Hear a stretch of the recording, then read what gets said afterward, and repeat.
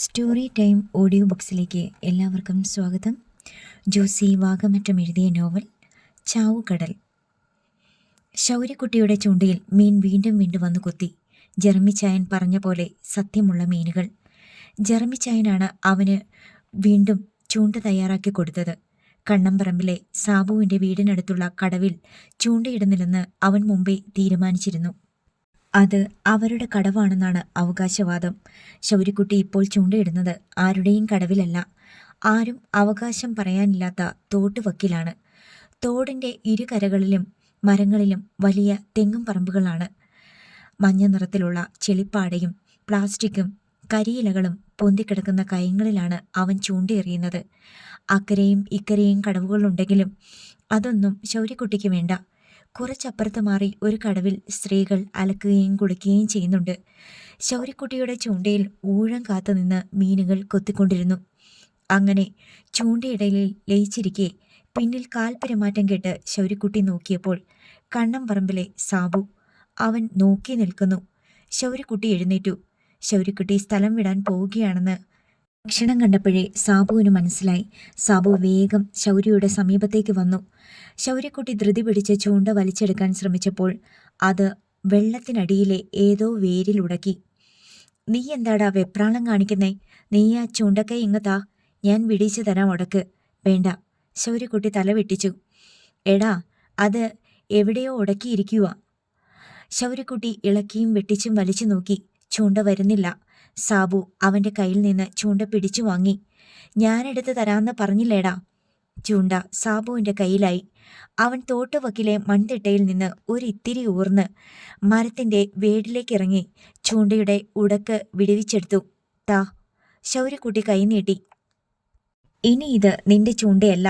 നിന്റെ ചൂണ്ട ഉടക്കിപ്പോയില്ലേ? എൻ്റെ ചൂണ്ടയാ. എടാ, അത് വേരിൽ ഉടക്കിപ്പോയി. നിന്റെ ചൂണ്ട പോയി. ഇത് ഞാൻ തോട്ടിന്നെടുത്തതാ. എൻ്റെ ചൂണ്ടതാ, എനിച്ചു വേണം. ശൗര്യക്കുട്ടി ദേഷ്യവും സങ്കടവും കൊണ്ട് ചിണുങ്ങി. നീ പോടാ, ഈ ചൂണ്ട ഞാൻ തോട്ടിന്നെടുത്തതാ. ഈ തോട് നിന്റെയാണോ? ഈ തോട്ടിലെ മീൻ നിന്റെയാണോ? അതും പറഞ്ഞ സാബു ശൗര്യക്കുട്ടിയുടെ മീൻ കോർമ്പലും പിടിച്ചെടുത്തു. എൻ്റെ മീൻ താ, എൻ്റെ ചൂണ്ടയും താ. ശൗര്യക്കുട്ടി ബഹളം വെച്ച് കരഞ്ഞു. കുളിക്കടവിൽ നിന്ന് പെണ്ണുങ്ങൾ തലനീട്ടി നോക്കി. എൻ്റെ മെറ്റേ ചൂണ്ട എന്തി? അതും കൊണ്ടോയില്ലേ? ശൗര്യക്കുട്ടി കരഞ്ഞുകൊണ്ട് ചോദിച്ചു. ഞാൻ ആ കടവിലോട്ട് വന്നില്ലല്ലോ. എടാ, നീ ഇവിടെ വന്ന് ചൂണ്ടയിട്ട കൊണ്ടല്ലേ എൻ്റെ ചൂണ്ട ഒരു മീനും കൊത്താത്തത്. നീ ഇവിടെ ചൂണ്ടയിടുന്നുണ്ടെന്നറിഞ്ഞപ്പോൾ എൻ്റെ കടവിലെ മീനും കൂടെ ഇങ്ങോട്ട് പോന്നു. മീൻ കോർമ്പലിലെ മീനുകളെ ഉയർത്തിക്കാട്ടിക്കൊണ്ട് സാബു പറഞ്ഞു. ഇതൊക്കെ എൻ്റെ കടവിലെ മീനാ. നീ പോ ശൗരി. ഗുസ്തി പിടിച്ചിട്ട് കാര്യമില്ലെന്ന് ശൗരിക്ക് മനസ്സിലായി. സാബുവിനോട് ജയിക്കാൻ പറ്റില്ല. സാബു തോട്ടുവക്കത്തിരുന്ന് ഇര കോർത്ത് കയത്തിലേക്ക് ചൂണ്ടിയെറിഞ്ഞു. ഇടയ്ക്ക് തല തിരിച്ച് ശൗരിയെ നോക്കി. എന്താടാ നോക്കണേ? നിക്കണ്ട, പൊക്കോ. നീ വേറെ തോട്ടിൽ വേറെ ചൂണ്ടയും കൊണ്ട് പോടാ. ശൗര്യക്കുട്ടി പോയില്ല. അവിടെ തന്നെ നിന്നു. അവൻ്റെ മനസ്സിൽ കൂടി പലവിധ പ്രതികാര ചിന്തകൾ കടന്നുപോയി. രണ്ടും കൽപ്പിച്ച് അവൻ സാബുവിൻ്റെ പിന്നിൽ ചെന്നു. സാബു തിരിഞ്ഞു നോക്കിയതും ശൗര്യക്കുട്ടി സർവ്വ കരുത്തുമെടുത്ത് അവൻ്റെ പിൻകഴുത്തിൽ പിടിച്ച് ആഞ്ഞൊരു തള്ള്. സാബുവിൻ്റെ ഇടം കൈയിൽ മീൻ കോർമ്പലും വലം കൈയിൽ ചൂണ്ടയുമായിരുന്നു. ബാലൻസ് തെറ്റിപ്പോയ സാബു നിലവിളിയോടെ മൂക്കും കുത്തി കയത്തിലേക്ക് വീണു. ആ നിമിഷം തന്നെ ശൗര്യക്കുട്ടി തിരിഞ്ഞോടി. മരങ്ങളും കുറ്റിച്ചെടികളും പുൽത്തഴപ്പുകളും പൊന്തക്കാടും തെങ്ങും പറമ്പും അവൻ്റെ ഇരുവശങ്ങളിലൂടെയും പിന്നോട്ടോടി മറിഞ്ഞു. താൻ മാത്രം ഒട്ടും നീങ്ങുന്നില്ലെന്ന് ശൗര്യക്കുട്ടിക്ക് തോന്നി. വീട്ടിലെത്തിയതും ശൗര്യക്കുട്ടി കിതച്ചുകൊണ്ട് തിണ്ണയിലേക്ക് ചാടിക്കയറി ചുമര് ചാരിയിരുന്നു. മുറ്റത്ത് തുണിയലക്കി ഉണങ്ങാൻ അയയിൽ വിരിക്കുകയായിരുന്നു എമിലി. ശൗര്യയുടെ ഓട്ടവും വെപ്രാളവും കണ്ടപ്പോൾ തന്നെ എന്തോ കുഴപ്പമുണ്ടെന്ന് അവൾക്ക് മനസ്സിലായി. അവൾ ശൗര്യയുടെ അരികെ ചെന്നു. എന്നാ പറ്റിയടാ? ഒന്നും സംഭവിച്ചിട്ടില്ലെന്നാണ്. നിന്റെ ചൂണ്ടയും മീനും എവിടെ? അതിന് ഉത്തരമില്ല. ചോദിച്ചത് കേട്ടില്ലേ? അപ്പോൾ അവൻ ഒറ്റ കരച്ചിൽ. പിന്നെ അവൻ ചൂണ്ടയും മീനും സാബു തട്ടിപ്പറിച്ചതും അവനെ കയത്തിലേക്ക് തള്ളിയിട്ടതും പറഞ്ഞു. നീ എന്തു പണിയാ കാണിച്ചത്? എമിലി അവനെ വഴക്കു പറഞ്ഞു. ഈ മേലിന് നീ തോട്ടില് ചൂണ്ടയ്ക്ക് പോയിട്ടുണ്ടെങ്കിൽ ഞാൻ പറയാം. അടങ്ങി ഒതുങ്ങി വീട്ടിലിരി. ശൗര്യ അല്പനേരം തിണ്ണയിൽ കരഞ്ഞുകൊണ്ടിരുന്നു. കരച്ചിൽ പെട്ടെന്ന് നിന്നു പോയപ്പോൾ അവനത് അല്പം നീട്ടിയെടുക്കാമോ എന്ന് ശ്രമിച്ചു നോക്കി. നിർത്തിയ ഈണത്തിൽ ഒന്ന് പിടിച്ചു നോക്കിയെങ്കിലും അത് നീങ്ങിയില്ല. സങ്കടം തീർന്നു പോയിരിക്കുന്നു. ചിലപ്പോൾ കരച്ചിൽ എത്ര ശ്രമിച്ചാലും നിർത്താൻ പറ്റാത്തത് തന്നെ. ആവശ്യത്തിൽ കൂടുതൽ നീട്ടാനും പറ്റില്ലെന്ന് അവന് മനസ്സിലായി. കണ്ണും കവിളും തുടച്ചിട്ട് അവൻ കടപ്പുറത്തേക്ക് പോയി. കുറച്ചു നേരം അവിടെ ചുറ്റിപ്പറ്റി നിന്നു. ഇടയ്ക്ക് ജാനറ്റ് വന്ന് അവനെ വിളിച്ചു. അമ്മ പറഞ്ഞു വീട്ടിലോട്ട് ചെല്ലാൻ. അവൻ അനുസരണയോടെ വീട്ടിലേക്ക് പോയി. അവിടെ മറിയമ്മയും എലീശാമ്മയും റീത്താമ്മയും മണിയമ്മയും എമിലിയോടും കുഞ്ഞനയോടും സംസാരിച്ച് മുറ്റത്ത് നിൽപ്പുണ്ടായിരുന്നു. ശൗരി ചെന്നതോടെ അവൻ സകലരുടെയും നോട്ടപ്പുള്ളിയായി. കണ്ണമ്പറമ്പിൽ സാബുവിനെ ശൗരി കയത്തിൽ തള്ളിയിട്ടതാണ് ചർച്ചാ വിഷയം. കയത്തിൽ വീണുപോയ സാബു മുങ്ങിപ്പൊങ്ങുന്നതിനിടയിൽ കടവിലെ പെണ്ണുങ്ങൾ ബഹളം വെച്ച് ആളെ കൂട്ടി. നീന്തൽ അറിയാവുന്ന ആരൊക്കെയോ കയത്തിൽ ചാടി സാബുവിനെ എടുത്ത് ആശുപത്രിയിലേക്ക് കൊണ്ടുപോയിരിക്കുകയാണ്. ശൗരിക്ക് ഉള്ളിലൊരു പേടി തുടികൊട്ടിക്കൊണ്ടിരുന്നു. എന്തു വന്നാലും അമ്മയുണ്ടല്ലോ എന്നൊരു സമാധാനത്തിലാണ് നടക്കുന്നത്. കുറച്ചു കഴിഞ്ഞപ്പോൾ അടുത്ത വിവരവുമായി മറിയമ്മയുടെ മകനെത്തി. സാബുവിന് വലിയ കുഴപ്പമില്ല. ആശുപത്രി വിട്ട് പോന്നിട്ടില്ല ഇതുവരെ. കുറച്ച് വെള്ളം കുടിച്ചത് മുഴുവൻ ഛർദ്ദിപ്പിച്ചു. അവശതയുള്ളതുകൊണ്ട് ആശുപത്രിയിൽ തന്നെ കിടത്തിയിരിക്കുകയാണ്. അത് കേട്ടപ്പോൾ ശൗരിക്ക് ആശ്വാസമായി. ചത്തുപോയില്ലല്ലോ. മറ്റുള്ളവരുടെ ചൂണ്ടയും മീനും പിടിച്ചു പറിക്കുന്നവൻ മുങ്ങിച്ചാകേണ്ടതായിരുന്നു. കുറെ കഴിഞ്ഞപ്പോൾ ചെറിയൊരു ആൾക്കൂട്ടം വീടിന് നേർക്ക് വരുന്നത് ശൗരി കണ്ടു. അവനുടൻ അമ്മയെ വിളിച്ച് കാട്ടിക്കൊടുത്തു. അവനോട് അകത്ത് കയറിയിരിക്കാൻ പറഞ്ഞിട്ട് എമിലി മുറ്റത്ത് കാത്തുനിന്നു. പുരുഷാരത്തിന് മുൻപേ ചവിട്ടി കുതിച്ചതുപോലെ ജെയ്ക്കോ മുണ്ടു മാടിക്കുത്തി ഷർട്ടിന്റെ കൈ രണ്ടും തീർത്ത് കയറ്റി ഗുസ്തിക്ക് തയ്യാറായ മട്ടിൽ എമിലിയോട് ചോദിച്ചു, എടി, നിന്റെ ഒരു പിഴച്ച ചെറുക്കനുണ്ടല്ലോടി ഇവിടെ. അവനെ ഇങ്ങ് വിളി, ഞങ്ങ ഒന്ന് കാണട്ടെ. പിഴച്ച ചെറുക്കന്മാരൊന്നും ഇവിടെ ഇല്ല. നിങ്ങൾക്ക് വീട് മാറിപ്പോയതാണ് കേട്ടോ. വേറെ എവിടെയെങ്കിലും ചെന്ന് ചോദിച്ചാട്ട്. ശൗരിക്കുട്ടി നിന്റെ മോനല്ലേടി? ആ, അവൻ എൻ്റെ മോൻ തന്നെയാ. അവനെ കാണാനാ ഞങ്ങൾ വന്നേ. അവൻ എന്താ ചെയ്തതെന്ന് നിനക്കറിയോടി? എൻ്റെ മോനെ കയറ്റി തള്ളിയിട്ടു. അവൻ മുങ്ങിച്ചത്തേനെ. അടുത്ത കടവിൽ കുളിക്കാൻ വന്ന പെണ്ണുങ്ങൾ നിലവിളിച്ച് ആളെ കൂട്ടിയില്ലെങ്കിൽ എൻ്റെ മോനിപ്പം ശവം. ഒറ്റ കുറ്റവും ഇല്ല. അവൻ ശവം ആവേണ്ടതാ. ആയില്ലല്ലോ, നന്നായിന്ന് വിചാരിച്ചോ? നിന്റെ പിഴച്ചുണ്ടായ സന്തതി ചെയ്തത് നല്ലതായി എന്നാണോടി നീ പറയണേ? പിഴച്ചുണ്ടായത് നിന്റെ മകൻ. എൻ്റെ മകൻ അപ്പനുണ്ട്. അതാരാണെന്ന് ഈ കടപ്പുറത്തുള്ളവർക്കെല്ലാം അറിയാം. നിന്റെ മകൻ നിന്റെയാണെന്ന് നാട്ടുകാർക്ക് അറിയാവോടാ? ഒന്നും വേണ്ട, നിനക്ക് തീർച്ചയുണ്ടോടാ? ജെയ്ക്കോയ്ക്ക് മുഖമടച്ച് അടി കിട്ടിയതുപോലെയായി. എൻ്റെ വീട്ടുകാരത്തി ഒരുത്തൻ്റെ മീൻ കൂടത്തിൽ മീൻ പരത്താനൊന്നും പോയിട്ടില്ല. ഒരു മുതലാളിയും അവിടെ കൂടെ കിടന്നിട്ടുമില്ല. ആ വകയിൽ അവൾക്ക് കൊച്ചുങ്ങളും ഉണ്ടായിട്ടില്ല. ഞാൻ സൈമൺ തരകന്റെ മീൻ കൂടത്തിൽ മീൻ പരത്താൻ പോയിട്ടുമുണ്ട്. അയാളുടെ കൂടെ കിടന്നിട്ടുമുണ്ട്. ആ വകയിൽ ഒരു കൊച്ചുമുണ്ട്. എന്താ, നിങ്ങൾക്ക് വല്ലതും തരാനുണ്ടോ? തറവാടക വേണോ?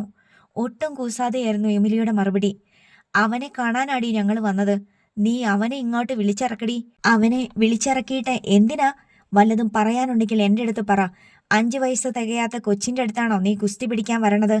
നീ എത്ര ദിവസം അവനെ നിന്റെ വീട്ടിനകത്ത് ഒളിപ്പിച്ച് വെക്കുമടി? പുറത്തിറങ്ങി നടക്കുമല്ലോ അവൻ. അപ്പം ഞാൻ കണ്ടോളാം. അവൻ്റെ കൈയും കാലും കോഴിക്കുഞ്ഞിൻ്റെ മാതിരി പിരിച്ചു കളഞ്ഞില്ലെങ്കിൽ എൻ്റെ പേര് നിന്റെ പട്ടിക്കിട്ടതോ? അത് കേട്ടതും എമിലി അകത്തേക്ക് പാഞ്ഞു. വെട്ടുകത്തി എടുത്ത് എളിക്ക് തിരികി. ജനലിന് പിറകിൽ എല്ലാം കണ്ടു നിന്ന ശൗരിയോട് പറഞ്ഞു, വാടാ. ശൗരി ഒന്ന് ശങ്കിച്ചു. അടുത്ത നിമിഷം എമിലി അവൻ്റെ കൈക്ക് പിടിച്ചു വലിച്ച് തിണയിലേക്ക് ഇറക്കി. തടസ്സം പിടിക്കാൻ വന്ന കുഞ്ഞനിയോട് പറഞ്ഞു, അമ്മ മാറി നിൽക്ക്. ഇവനെയൊക്കെ പേടിച്ച് എനിക്കെൻ്റെ കുഞ്ഞിനെ പെരയ്ക്കകത്ത് മൂടി വെക്കാൻ പറ്റില്ലെന്ന്.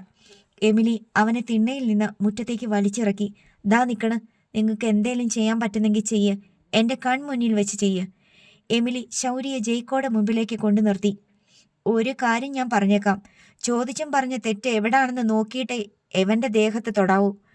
അല്ലാതെ തൊട്ടാ അവൻ്റെ കൈ ഞാൻ വെട്ടും. എമിലി വെട്ടുകത്തി എളിയിൽ നിന്നെടുത്ത് വലത് കൈയിൽ പിടിച്ചു. ജെയ്ക്കോ ഒന്ന് പതറി. അപ്പുറം നിവാസികളെല്ലാം എമിലിയുടെ വീടിന് ചുറ്റും ഓടിക്കൂടി. ചോദിക്ക്, എന്നാ മിണ്ടാത്തെ?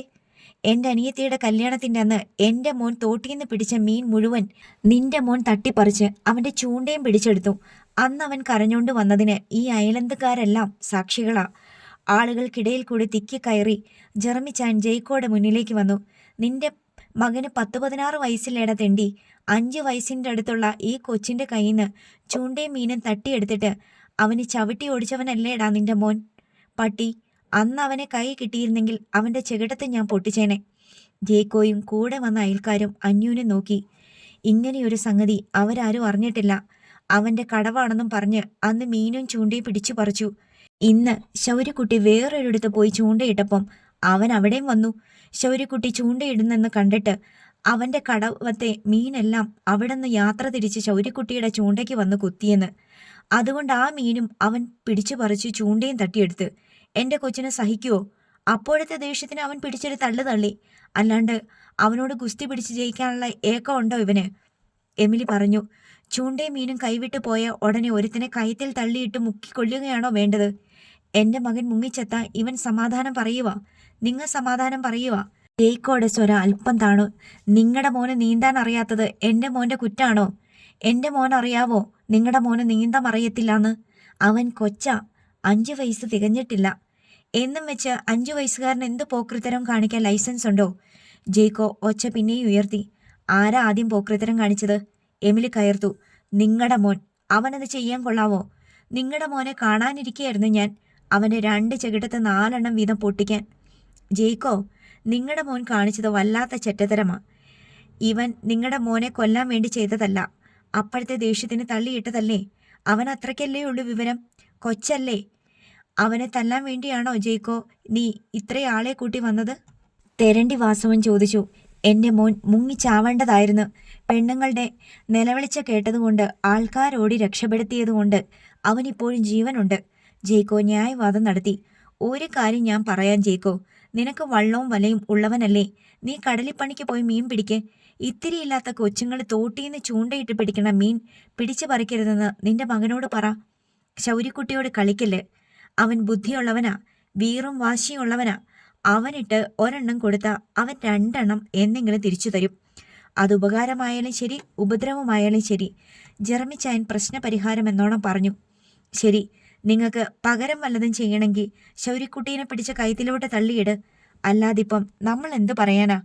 ആളുകൾ അങ്ങോട്ടും ഇങ്ങോട്ടും കുശുകുശിച്ചു. ചോദിച്ചും പറഞ്ഞും വിശദാംശങ്ങൾ എടുത്തപ്പോൾ ജെയ്ക്കോയുടെ മകൻ സാബു ആണ് വഴക്കിനെല്ലാം കാരണമെന്ന് തെളിഞ്ഞു. 2 തവണയും ശൗര്യയുടെ ചൂണ്ടയും മീനും പിടിച്ചു പറിച്ചു. ദേഹോപദ്രവം ഏൽപ്പിച്ചു. പകരം കൊച്ചു ശൗര്യയും ഒരു തള്ളു വെച്ചു കൊടുത്തു. സാബു കാട്ടിക്കൂട്ടിയതൊന്നും ജെയ്ക്കോയ്ക്കും കൂട്ടർക്കും അറിയാമായിരുന്നില്ല. എല്ലാം അറിഞ്ഞു കഴിഞ്ഞപ്പോൾ അവരുടെ സ്വരം താണുപോയി. ആർക്കും അത്യാപത്തൊന്നും സംഭവിച്ചിട്ടില്ലാത്തതുകൊണ്ട് വഴക്കില്ലാതെ പിരിയാം എന്ന് തീരുമാനമായി. ജെയ്ക്കോയും കൂട്ടരും മടങ്ങി. അയൽക്കാരും ആൾക്കൂട്ടവും പിരിഞ്ഞുപോയി. ശൗര്യക്കുട്ടി അവസാനത്തെ ആളും പിരിഞ്ഞു പോകുന്നതുവരെ അമ്മ അവനെ എവിടെ കൊണ്ട് നിർത്തിയോ അവിടെ തന്നെ നിന്നു. തുമ്പോളി പള്ളി പെരുന്നാളിന് ജോജോയോടൊപ്പം വന്നതായിരുന്നു റെജീന. റോസ്ലിനുമുണ്ട് കൂടെ. പള്ളിമുറ്റത്ത് വെച്ച് റെജീന എൽസമ്മയെ കണ്ടു. എൽസമ്മ കാറിനരികെ മറ്റ് ചില സ്ത്രീകളോട് സംസാരിച്ച് നിൽക്കുകയായിരുന്നു. അവളുടെ കൂടെ ഡാൻഡസും ഉണ്ട്. ഡാൻഡസിനെ കണ്ടപ്പോൾ റെജീനയ്ക്കൊരു കൊതി. അടുത്ത് ചെന്ന് കാണണമെന്ന്. കാരിക്കാട്ട് സൈമൺ മുതലാളിൻ്റെ വൈഫാ അത്. റെജീന ജോജോയോട് പറഞ്ഞു. ഓ, അതാണോ? സൈമൺ തരകനെ അറിയാം. ജോജോ അത്ര താല്പര്യമില്ലാത്ത മട്ടിൽ പറഞ്ഞു. ഞാൻ പരിചയപ്പെടുത്താം, വാ. റെജീന ജോജോയെ വിളിച്ചു. അതെങ്ങനെ ശരിയാകും? ആ സൈമൺ തരകനല്ലേ നിന്റെ ചേച്ചിയെ? എൻ്റെ ചേച്ചിയാണെന്നൊന്നും ഇവർക്കറിയത്തില്ല. വാ അമ്മേ. അമ്മയും കൂടെ വാ. റോസ്ലിന് ഒട്ടും താല്പര്യമുണ്ടായിരുന്നില്ല. പക്ഷേ മകൾ വിളിക്കുമ്പോൾ ചെല്ലാതിരുന്നാൽ ജോജോ എന്ത് വിചാരിക്കും? അതുകൊണ്ട് മാത്രം റോസ്ലിൻ അവരോടൊപ്പം ചെന്നു. എൽസമ്മയോട് സംസാരിച്ചു കൊണ്ടിരുന്നവർ പോയപ്പോൾ റെജീന അടുത്തേക്ക് നീങ്ങി. എന്നെ ഓർമ്മയുണ്ടോ? റെജീന പുഞ്ചിരിയോടെ ചോദിച്ചു. എനിക്കറിയാം, KCM ഹോസ്പിറ്റലിലെ നേഴ്സല്ലേ? റെജീന അഭിമാനത്തോടെ റോസ്ലിനെയും ജോജോയെയും നോക്കി. ഇത് ആരൊക്കെയാ കൂടെ? ഇതെൻ്റെ അമ്മയാ. ഇത് ജോജോ. എൻ്റെ കല്യാണം കഴിഞ്ഞായിരുന്നു. ആഹാ, ഞാൻ ഓർക്കുകയും ചെയ്തു ഇതെങ്ങനെയാണെന്ന്. എൽസമ്മ റെജീനയുടെ വയറിലേക്ക് നോക്കി തെല്ലൊരു കുസൃതിയോടെയാണ് പറഞ്ഞത്. വയർ വീർത്തിട്ടുണ്ടായിരുന്നു. റെജീനയ്ക്ക് നാണം വന്നു. നമ്മൾ ഇതേ പള്ളിമുറ്റത്ത് വെച്ച് തന്നെയാ കഴിഞ്ഞ തവണയും കണ്ടത്. അന്നേരം ഒരു കുഴപ്പവും ഇല്ല. എൽസമ്മ കൂട്ടിച്ചേർത്തു.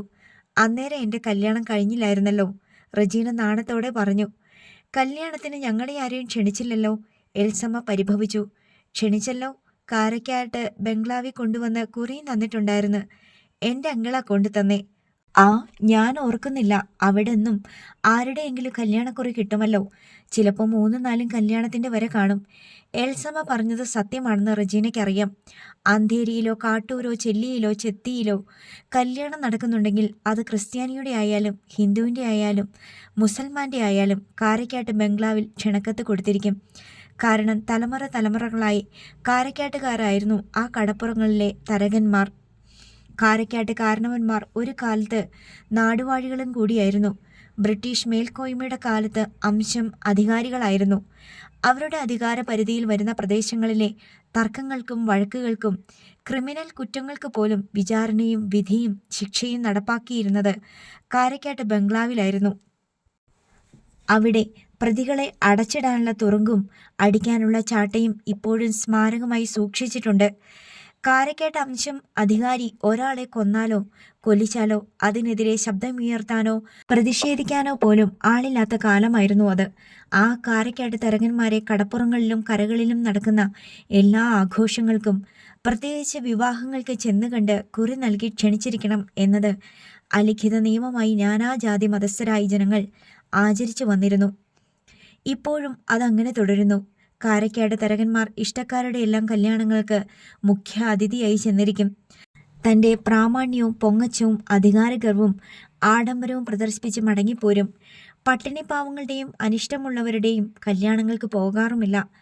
കാരക്കാട്ട് തരകൻ കല്യാണത്തിന് വന്നിട്ടില്ലെങ്കിൽ അതൊരു പോരായ്മയായിട്ടേ പൊതുസമൂഹം കണക്കിലെടുത്തിരുന്നുള്ളൂ. കാരക്കാട്ട് ബംഗ്ലാവിന്ന് ആരും കല്യാണത്തിന് വന്നില്ല. റജീന എൽസമ്മയോട് പരിഭവം പറഞ്ഞു. അന്ന് വേറെയും കല്യാണം വല്ലതും ഉണ്ടായിരുന്നിരിക്കും, അല്ലെങ്കിൽ വന്നേനെ. എൽസമ്മ തങ്ങളുടെ ഭാഗത്ത് എന്തെങ്കിലും വീഴ്ചയുണ്ടെങ്കിൽ അത് മറയ്ക്കാനായി പറഞ്ഞു. ഡാൻഡസ് കാറിനരികിൽ നിന്ന് പള്ളിയുടെ നേർക്ക് പോകാൻ ശ്രമിച്ചപ്പോഴൊക്കെ എൽസമ്മ അവൻ്റെ പേര് വിളിച്ച് താക്കീത് ചെയ്യുന്നുണ്ടായിരുന്നു. ഡാൻഡസ്, അടങ്ങി നിൽക്ക്, പപ്പ ഇപ്പോൾ വരും. റജീന വാത്സല്യത്തോടെ അവനെ നോക്കി. അവൻ അന്യനല്ലെന്നും തൻ്റെ സ്വന്തം ചേച്ചിയുടെ ഉദരത്തിൽ ജന്മമെടുത്ത കുട്ടിയാണെന്നും അവൾക്ക് മാത്രമേ അറിയൂ. റജീനയെ സംബന്ധിച്ചിടത്തോളം അവൻ സ്വന്തമാണ്. റജീന അടുത്തേക്ക് നീങ്ങി അവനെ ചേർത്ത് പിടിച്ചു. അവൻ്റെ ശിരസിൽ തഴുകി. ഡാൻഡസ് ആശ്ചര്യത്തോടെ അവളെ നോക്കി. കാരക്കാട്ട് ബംഗ്ലാവിലെ പിള്ളേരെ തൊടാനും ലാളിക്കാനും പുറമേയുള്ളവർ ധൈര്യപ്പെടാറില്ല. അതിനുള്ള യോഗ്യത അവർക്കില്ലെന്നാണ് വെപ്പ്. പക്ഷേ റജീനയ്ക്ക് ഒരു തടസ്സവും അനുഭവപ്പെട്ടില്ല. അവൾ അവനെ നീ എന്നും മോനെ എന്നും സംബോധന ചെയ്ത് സംസാരിച്ചു. നിന്റെ മമ്മി നിന്നെ പ്രസവിക്കുമ്പോൾ ഞാനാ ആദ്യം നിന്നെ കയ്യിലെടുത്തേ. ഞാനാണ് മോനെ നിന്നെ കുളിപ്പിച്ചേ. അവൾ ആ സംഭവം ആവർത്തിച്ച് പറഞ്ഞു. ഇതൊക്കെ ശരിയാണോ എന്നറിയാൻ ഡാൻഡസ് എൽസമ്മയെ നോക്കി. ആ ആശുപത്രിയിലെ നേഴ്സായി നിൽക്കുന്നേ. അന്ന് നിന്നെ കുളിപ്പിച്ചതും വെയിൽ കൊള്ളിച്ചതും ഉടുപ്പിടിവിച്ചൊരുക്കിയതും ഈ നേഴ്സാ. എൽസമ്മ വിശദീകരിച്ചു കൊടുത്തു. അപ്പോൾ ഡാൻഡസിൻ്റെ മുഖത്തൊരു നാണം വന്നു. ശരിക്കു പറഞ്ഞാൽ നിന്റെ ഒരു കുഞ്ഞമ്മയെ ഞാൻ, റജീന അർദ്ധഗർഭമായി പറഞ്ഞു. അതിൻ്റെ ഗൂഢാർത്ഥം മനസ്സിലാവാത്തതുകൊണ്ട് എൽസമ്മ പുഞ്ചിരിച്ചതേയുള്ളൂ. റജീന ശൗര്യക്കുട്ടിയുടെ അമ്മയായ എമിലിയുടെ അനീജത്തിയാണെന്ന് പോലും എൽസമ്മയ്ക്ക് അറിയില്ല. എടത്തുവയിൽ നിന്ന് വന്ന എൽസമ്മയ്ക്ക് ആ നാട്ടിലെ ജനസമൂഹത്തെ പരിചയമേയില്ല. റജീനയ്ക്ക് അവനെ കണ്ടിട്ടും മതി വരുന്നില്ല. അതിനിടെ ഡാൻഡസ് ഡോർ തുറന്ന് കാറിനുള്ളിൽ കയറി. വലിയ കുസൃതിയാണോ? റജീന എൽസമ്മയോട് തിരക്കി. അവനെ കൊണ്ട് അങ്ങനെ ശല്യമൊന്നുമില്ല. എപ്പോഴും എൻ്റെ അടുത്ത് തന്നെ ചുറ്റിപ്പറ്റി നിൽക്കും. റോസ്ലിൻ കാറിനുള്ളിലേക്ക് നോക്കിയപ്പോൾ ഡാൻഡസ് ഒരു സംഗീതോപകരണം എടുത്ത് തോളത്ത് വെക്കുന്നത് കണ്ടു. അതെന്താ, വീണയാണോ? റോസ്ലിൻ ചോദിച്ചു. അല്ല, വയലിനാ, എൽസമ്മ പറഞ്ഞു. അവന് സംഗീതം വലിയ ഇഷ്ടമാ, ചിത്രം വരയ്ക്കും. അത് കൊള്ളാമല്ലോ. റജീനയ്ക്ക് സന്തോഷമായി. എൻ്റെ വല്യപ്പച്ചൻ ഇങ്ങനായിരുന്നു, പാട്ടും വരയും. അത് കേട്ടിട്ട് എൽസമ്മയോട് നെറ്റിച്ചുളിഞ്ഞു. ഈ നേഴ്സിൻ്റെ വല്യപ്പച്ചനും തൻ്റെ മകനും തമ്മിൽ എന്തിനു താരതമ്യം? അവർ തമ്മിൽ എന്തു ബന്ധം? അതിൻ്റെ പേരിൽ ഇവൾ എന്തിനു സന്തോഷിക്കണം? വല്യപ്പച്ചൻ പള്ളിയിലെ കൊയറിലുണ്ടായിരുന്നു. പാടുകയും വയലിൻ വായിക്കുകയും ചെയ്യും. നാടകത്തിൻ്റെയൊക്കെ കർട്ടൻ വരയ്ക്കും. റജീന പിന്നെയും പറഞ്ഞു. വല്യപ്പച്ചനുണ്ടോ ഇപ്പം? എൽസമ്മ ചോദിച്ചു. ഇല്ല, മരിച്ചുപോയി. ആ, പിന്നെ പറഞ്ഞിട്ടെന്താ കാര്യം? ഇവനെ ഇതൊക്കെ പഠിപ്പിക്കണേ, സംഗീതവും ചിത്രം വരയും എല്ലാം. ഇതൊക്കെ പാരമ്പര്യമായിട്ട് കിട്ടുന്നതാ. നല്ല പോലെ പഠിപ്പിക്കുകയും കൂടി ചെയ്താൽ ഒന്നാമനാകും. പാരമ്പര്യം എന്ന് പറഞ്ഞാൽ ആരുടെ പാരമ്പര്യം? സൈമൺ അച്ചായൻ്റെ 7 എഴുത്തുകൂടെ പോയിട്ടില്ല സംഗീതവും ചിത്രരചനയും. കാരക്കാട്ട് കലാകാരന്മാരുള്ളതായി കേട്ടിട്ടുണ്ടോ ആരെങ്കിലും? എൽസമ്മ ചോദിച്ചു. കാരക്കാട്ട് കലാകാരന്മാരല്ല, കൊലാകാരന്മാരാണ് ഉണ്ടായിരുന്നത് എന്ന് പറയണമെന്നുണ്ടായിരുന്നു റോസ്ലിന്. എൻ്റെ കുടുംബത്തും പാട്ടും വരെയും ഒന്നും ആർക്കുമില്ല. പക്ഷേ പഠിക്കുന്ന കാലത്ത് ഞാൻ പാടുകയും പടം വരയ്ക്കുകയും ഒക്കെ ചെയ്തിട്ടുണ്ട്. ചേച്ചി പാടുമോ? എന്തൊക്കെ പടങ്ങളാണ് വരച്ചിട്ടുള്ളത്? റജീന ചോദിച്ചു. ആന, കുരങ്ങ്, പ്രാവ്, കോഴി, കാക്ക, കായലും കരയും തോണിയും ഒരു മരവും, സൂര്യകാന്തിപ്പൂ, താമരപ്പൂ, റോസാപ്പൂ, 2 മലകൾക്ക് മുകളിൽ സൂര്യൻ ഉദിച്ചു വരുന്നത്, എല്ലാം തീരെ കുട്ടിയായിരിക്കുമ്പോഴാ. പ്രൈമറി ക്ലാസ്സിൽ പഠിക്കുമ്പം. അതിനൊക്കെ സമ്മാനവും കിട്ടിയിട്ടുണ്ട്, എൽസമ്മ പറഞ്ഞു. അതൊക്കെ എല്ലാവരും വരയ്ക്കുന്നതാ ചേച്ചി, ഞാനും വരച്ചിട്ടുണ്ട്. സമ്മാനം കിട്ടിയിട്ടില്ലെന്നേ ഉള്ളൂ. ചിത്രരചനയെന്ന് പറയുന്നത് അതൊന്നും അല്ലെന്നേ. ഞാൻ പറഞ്ഞത് ഡാൻസിന് എന്തെങ്കിലും കിട്ടിയിട്ടുണ്ടെങ്കിൽ അത് എൻ്റെ കയ്യിൽ നിന്നായിരിക്കുമെന്നാ. എൽസമ്മ ആ മേന്മ സ്വന്തം പേരിലേക്ക് വരവ് വെച്ചു. റെജീനയ്ക്ക് തിരുത്തി പറയണമെന്നുണ്ടായിരുന്നു. നിങ്ങളുടെ യാതൊന്നും ആ കൊച്ചിന് കിട്ടിയിട്ടില്ല, അതെനിക്ക് ശരിക്കറിയാം. നിങ്ങളുടെ മകൻ പോലുമല്ല ഡാൻഡസ്, അവൻ ഞങ്ങളുടെ കുടുംബത്തിലേയാ. അവന് ചിത്രം വരയ്ക്കാനും വയലിൻ വായിക്കാനും കഴിവുണ്ടെങ്കിൽ അതെൻ്റെ വല്യപ്പച്ചനിൽ നിന്ന് പാരമ്പര്യമായിട്ട് കിട്ടിയത് തന്നെയാണെന്നുള്ള കാര്യത്തിൽ ഒരു സംശയവും വേണ്ട. പക്ഷേ റെജീന പറഞ്ഞത് ഇങ്ങനെയാണ്: എന്തൊക്കെയായാലും ശരി, അവനെ നല്ലൊരു കലാകാരനായി വളർത്തിയെടുക്കണേ. അതിനുള്ള കഴിവും താല്പര്യവും ഒക്കെ ഉണ്ടല്ലോ. ഈ നേഴ്സ് എന്തിനാണ് തൻ്റെ മകൻ്റെ കാര്യത്തിൽ ഇത്രയധികം താല്പര്യം കാണിക്കുന്നതെന്ന് എൽസമ്മയ്ക്ക് എത്ര ചിന്തിച്ചിട്ടും മനസ്സിലാകുന്നില്ല. അവൾക്ക് വളരെ വേണ്ടപ്പെട്ട ഒരു കുട്ടി എന്ന മട്ടിലാണ് സംസാരവും പെരുമാറ്റവും. എൽസമ്മയ്ക്ക് അതത്ര രുചിച്ചില്ല. എൻ്റെ കൊച്ചിനെ എങ്ങനെ വളർത്തണമെന്നും എന്തൊക്കെ പഠിപ്പിക്കണമെന്നും ഞാൻ തീരുമാനിച്ചിട്ടുണ്ട്. അതിലൊന്നും മറ്റാരും കയറി ഇടപെടണ്ട. എന്നെയും എൻ്റെ കൊച്ചിനെ നോക്കിയ നേഴ്സാണല്ലോ എന്ന് വിചാരിച്ച ഞാൻ വർത്തമാനം പറഞ്ഞതും ഇങ്ങോട്ട് പറഞ്ഞതെല്ലാം കേട്ടതും. എൽസമ്മ തൻ്റെ അനിഷ്ടം തുറന്നടിച്ച് പ്രകടിപ്പിച്ചു. തൻ്റെ ഭാര്യ അത് കേട്ട് നാണം കെട്ട് വിളറിയോ എന്ന് ജോജോ റെജീനയുടെ മുഖത്തേക്ക് നോക്കി. റെജീനയുടെ മുഖത്ത് പക്ഷേ അടക്കിയ ചിരിയായിരുന്നു. ഞാൻ പറഞ്ഞതിൻ്റെ അർത്ഥം നിങ്ങൾക്ക് മനസ്സിലാകാഞ്ഞിട്ടാ ഇങ്ങനെയൊക്കെ പറയുന്നേ. സാരമില്ല, എന്തെങ്കിലും മനസ്സിലായിക്കോളും. എൽസമ്മയോട് അത്രയും പറഞ്ഞിട്ട് അവൾ ജോജോയുടെ കൈത്തണ്ട് പിടിച്ച് തിടുക്കം കൂട്ടി. വാ, നമുക്ക് പോയേക്കാം. അവർ തിരിഞ്ഞു നടന്നു. കൂടെ റോസ്ലിനും പോയി. നീ എന്തിനാ അവരുടെ ഒപ്പത്തിനൊപ്പം നിന്ന് സംസാരിക്കുന്നേ? അവരൊക്കെ വലിയ ആളുകളല്ലേ? ജോജോ റെജീനയെ ശാസിച്ചു. എനിക്കവർ അത്ര വലുതായിട്ടൊന്നും തോന്നിയിട്ടില്ല. അവർ വലുതാണെങ്കിൽ ഞാനും വലുതാ, അവർ ചെറുതാണെങ്കിൽ ഞാനും ചെറുതാ, റെജീന വീറോടെ പറഞ്ഞു. അവർക്ക് നിന്റെ പെരുമാറ്റമൊന്നും ഇഷ്ടപ്പെട്ടില്ല. അവരുടെ മകന്റെ കാര്യത്തിൽ നീ എന്തിനാ കയറി ഇടപെടുന്നേ? നിന്റെ അഭിപ്രായം നോക്കിയാണോ അവരവരുടെ കൊച്ചിനെ വളർത്തേണ്ടത്? എനിക്ക് ഇടപെടാൻ അവകാശമുണ്ടായിട്ടാ.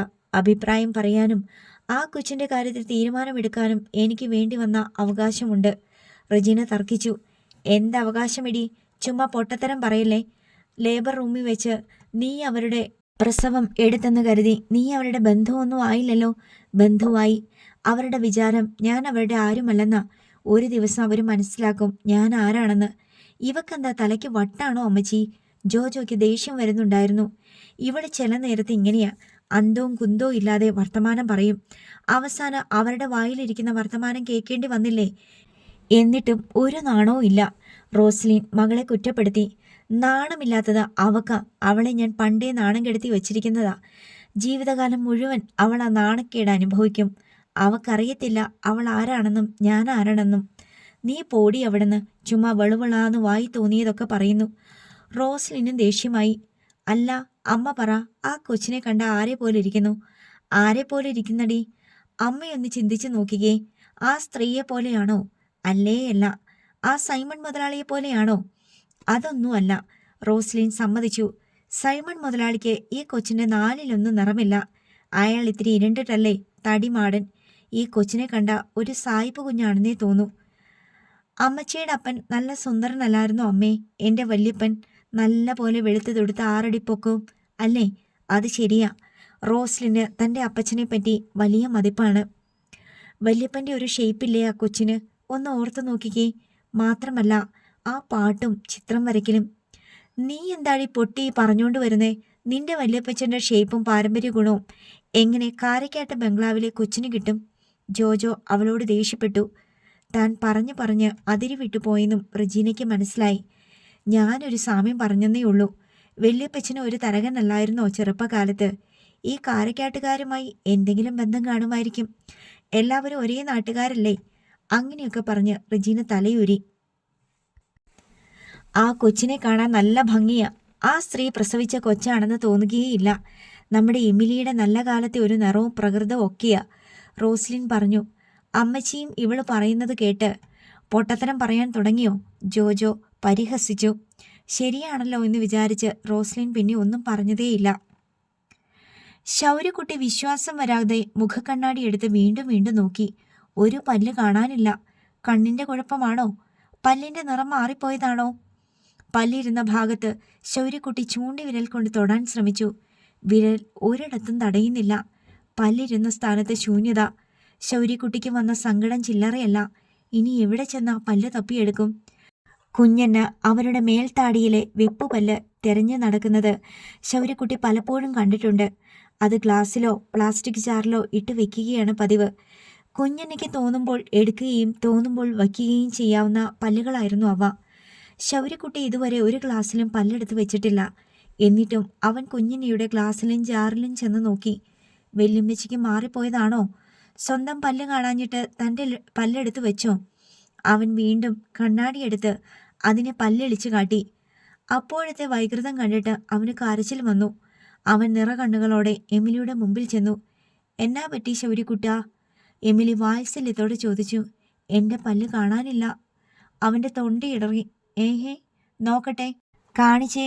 ഞാനൊന്നും ചെയ്തില്ലമ്മേ, ഞാൻ കളഞ്ഞതല്ല. ശൗര്യക്കുട്ടി ക്ഷമാപണം നടത്തി. താൻ പല്ല് വല്ലയിടത്തും കൊണ്ട് കളഞ്ഞതാണോ എന്ന് അമ്മ തെറ്റിദ്ധരിച്ചെങ്കിലോ എന്നായി അവൻ്റെ പേടി. കാണട്ടെ, നീ വാ തുറക്ക്. അവൻ മടിച്ചു മടിച്ച് വാ തുറന്നു കാട്ടി. ശരിയാണ്, മുൻനിരയിലെ ഒരു പല്ലില്ല. ഇതെപ്പോഴാ പോയേ? ഞാൻ കണ്ടില്ല. രാവിലെ പല്ല് തേച്ചപ്പോൾ ഉണ്ടായിരുന്നോ? ആ ഉണ്ടായിരുന്നു. പിന്നെപ്പോഴാ? കുഴ തിന്നിട്ട് നോക്കിയപ്പോൾ. കപ്പ കുഴച്ച് വേവിച്ചത് ശാപ്പിട്ട ശേഷം ശൗരി വായിൽ വെള്ളമെടുത്ത് കുലുക്കി കുഴിഞ്ഞു. അപ്പോഴേ തിരിച്ചറിഞ്ഞു എവിടെയോ ഒരു ചോർച്ച. നാക്കിൻ്റെ തുമ്പ് ഉടൻ അന്വേഷണത്തിനിറങ്ങി. കണ്ടുപിടിച്ചു. ദാ ഇവിടെയാണ്, ഇവിടെയാണ്. അതിനുശേഷം നാക്കിൻ്റെ തുമ്പ് അവിടെ തന്നെ ചുറ്റിത്തിരികുകയാണ്. അതാണ് മുഖക്കണ്ണാടി എടുത്ത് നോക്കാനുള്ള കാരണം. എമിലി അവൻ്റെ വേറെ പല്ലുകളും പരിശോധിച്ചു. പോയ പല്ലിനടുത്തുള്ള പല്ല് ആടുന്നുണ്ട്. മറ്റൊരു പല്ലിനും കൂടി ചെറിയ ഇളക്കമുണ്ട്. നീ കുഴ തിന്നപ്പം ആ കൂടെ പല്ലും പോയി വയറ്റിലോട്ട്. ഇനി എങ്ങനെയാമേ അതെടുക്കുന്നേ? ഇനി അതെടുക്കണമെങ്കിൽ എമിലി ഒന്ന് നിർത്തിയിട്ട് ആലോചിച്ചു. എന്നിട്ട് പറഞ്ഞു, ആ പല്ലിൻ്റെ കൂട്ടുകാരനെ ഇങ്ങോട്ട് എടുക്കണം. ഇപ്പം ഇത് കണ്ടോ? ഇളകുന്ന കണ്ടോ? അടുത്ത കുഴ തീറ്റയ്ക്ക് ഇവനും കൂടി ചെല്ലാമെന്ന് പറഞ്ഞിരിക്കുക വയറ്റിലോട്ട്. നമ്മൾ ഇവനെ എടുത്തു മാറ്റിയ ആദ്യത്തവൻ ഇവനെ തിരക്കി വരും. അപ്പം നമുക്ക് പിടികൂടാം. ഇവനെ എടുത്ത് മാറ്റി വെച്ചേക്കട്ടെ. ശൗരി സംശയത്തോടെ അമ്മയെ നോക്കി. അവൻ തിരിച്ചു വരണമെങ്കിൽ മതി. ശൗരി മനസ്സിലാ മനസ്സോടെ സമ്മതം മൂളി. എമിലി ഉണ്ട നൂൽ ശൗര്യയുടെ പല്ലിനെ ചുറ്റും കെട്ടി അതിൻ്റെ രണ്ടറ്റവും വിരലിൽ കോർത്തു പിടിച്ചിട്ട് ശൗര്യക്കുട്ടിയോട് കണ്ണടച്ചോളാൻ പറഞ്ഞു. ശൗര്യക്കുട്ടി കണ്ണടച്ചു. എമിലി ഒരൊറ്റ വലി വലിച്ചതും ശൗര്യക്കുട്ടി വേദന കൊണ്ട് പിടഞ്ഞതും ഒറ്റ നിമിഷം കൊണ്ട് കഴിഞ്ഞു. അമ്മ എന്തു പണിയാ കാണിച്ചത് എന്നവൻ അന്താളിച്ചു. കണ്ണും മിഴിച്ച് എമിലിയെ നോക്കി. എമിലി അവനോട് മുറ്റത്തേക്ക് തുപ്പാൻ പറഞ്ഞു. അവൻ തുപ്പി. ചോര, കടും ചുവപ്പ് നിറത്തിലുള്ള ചോര. ശൗര്യക്കുട്ടിക്ക് പേടിയായി. അമ്മ എന്താണ് ഈ ചെയ്തത്? എമിലി അവന് വെള്ളമെടുത്ത് കൊടുത്ത് കുലുക്കുഴിയാൻ പറഞ്ഞു. അവൻ വായിൽ വെള്ളമെടുത്ത് കുലുക്കുഴിയാൻ ശ്രമിച്ചു.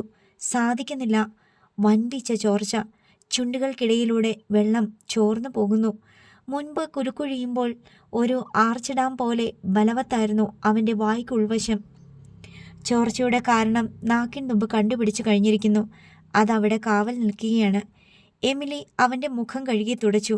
എന്നിട്ട് നൂലിൽ കുരുങ്ങിയ പല്ല് അവനെ കാണിച്ചു.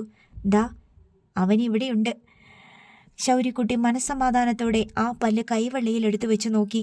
തൻ്റെ വായിലിരുന്നതാണോ ഈ വൃത്തികെട്ട സാധനം? ഇത് വേറെ എന്തോ ആണ്. കണ്ണാടി എടുത്ത് നോക്കുമ്പോൾ എന്തു ഭംഗിയുള്ള പല്ലുകളായിരുന്നു. മെറ്റേ പല്ല് വരണില്ലല്ലോ അമ്മ. ആഹാ, അവൻ ഒറ്റ ദിവസം കൊണ്ട് വരില്ല.